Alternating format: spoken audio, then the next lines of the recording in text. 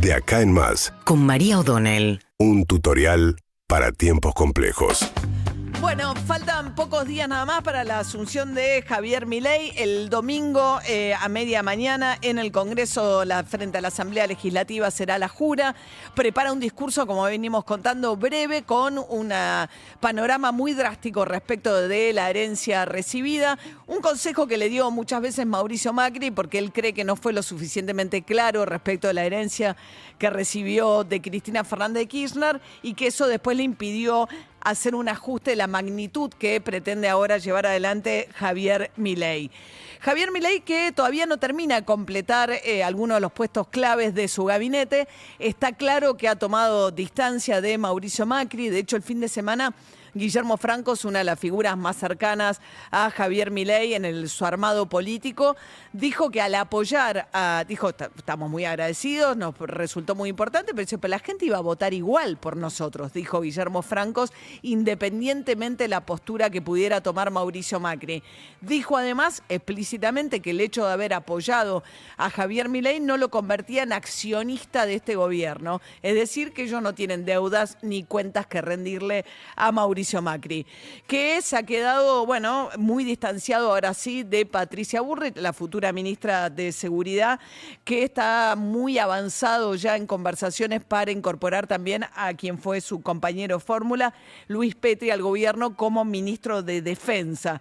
Dijo el propio Guillermo Franco que las conversaciones en ese sentido están muy avanzadas. Y la novedad, más allá de detalles que se empiezan a filtrar, me parece que todos todavía un poco imprecisos respecto de qué va a contener específicamente el paquete, donde seguramente va a poder ir poderes especiales, una reducción del Estado, una reducción del organigrama de los ministerios. Ayer, en conversaciones con Luis Majul, dijo Guillermo Franco que también buscan eliminar las PASO, las elecciones primarias, simultáneas y obligatorias. Bueno, más allá de la forma final que tenga este paquete, tomó una decisión muy relevante, que es poner a un dirigente propio al frente de la Cámara de Diputados y no a Cristian Ritondo como pretendía Mauricio Macri. El presidente de la Cámara de Diputados, que va a estar en la línea de sucesión presidencial, va a ser Martín Menem, que es sobrino de Carlos Menem, es hijo de Eduardo Menem, es alguien con muy poca trayectoria en política, apenas 2 años, empezó a hacer política junto con Javier Milei, en La Rioja, por supuesto.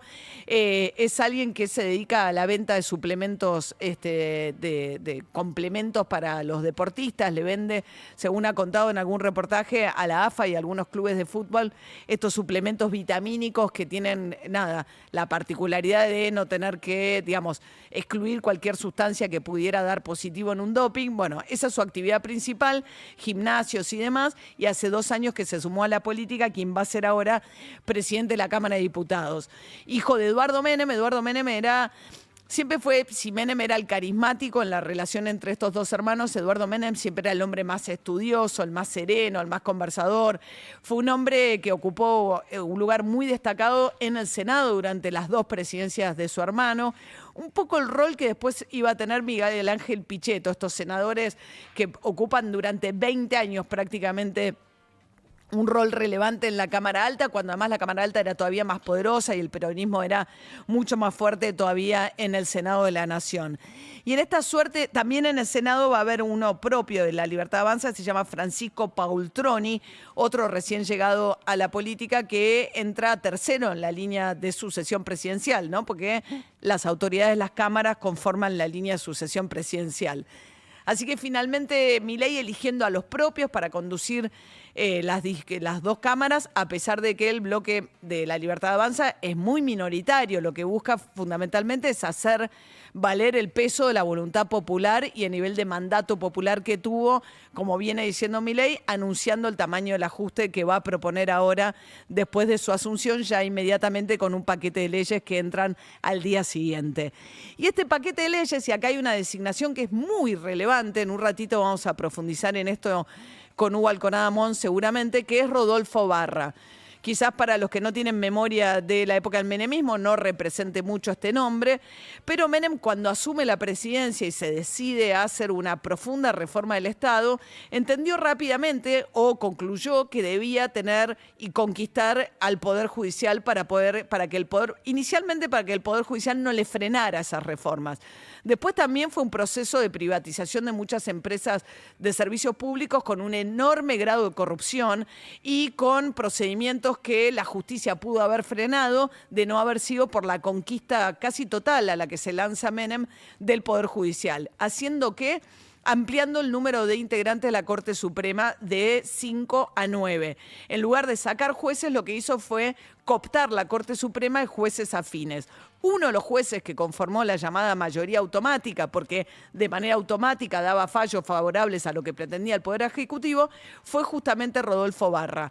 Barra, cuando Alfonsín empieza a negociar con Menem el Pacto de Olivos, porque Menem quería ser reelecto y la Constitución de aquel momento se lo impedía. Una de las condiciones que le puso Alfonsín, no escritas, porque no lo podían poner por escrito, fue mejorame la calidad de la Corte Suprema. Entonces pidió renuncias de los jueces de la mayoría automática a la Corte Suprema. En este sentido, Rodolfo Barra finalmente renuncia a pedido de Carlos Menem y Menem lo incorpora como ministro de Justicia. Esa estadía de Rodolfo Barra en el Ministerio de Justicia, en la época de Menem, termina cuando la revista Noticias encuentra que había sido parte de una agrupación filonazi y lo encuentra en una foto en sus años de juventud saludando con el saludo nazi. Ahí termina renunciando Barra al Poder Judicial, a ser ministro, de Justicia de Menem, y ahora con las declaraciones recientes desde que lo designó Javier Milei como futuro procurador del Tesoro, el otro día habló con Feynman y dijo que bueno, que era un pecado de juventud, etcétera, que ya se había arrepentido. Pero a mí me parece que más que en eso, que en todo caso él dio las explicaciones y a cada uno le pueden resultar suficientes o no, pero hay que poner foco sobre la elección de Milei y las razones detrás de la elección de Milei. Alguien con muchos años en política y el Poder Judicial me decía, esta vez no importa el Comodoro Pi, no importa lo que vaya a hacer Mariano Cuño de Libarona, que de todas maneras tiene mucho vínculo con los jueces federales, que son los que llevan adelante las causas de corrupción, que fueron los que en su momento acorralaron a Cristina Fernández de Kirchner durante los primeros años del mandato de Macri. Dicen, no, nosotros no queremos, y de hecho Cuño Libarona lo dijo, no vamos a perseguir a nadie.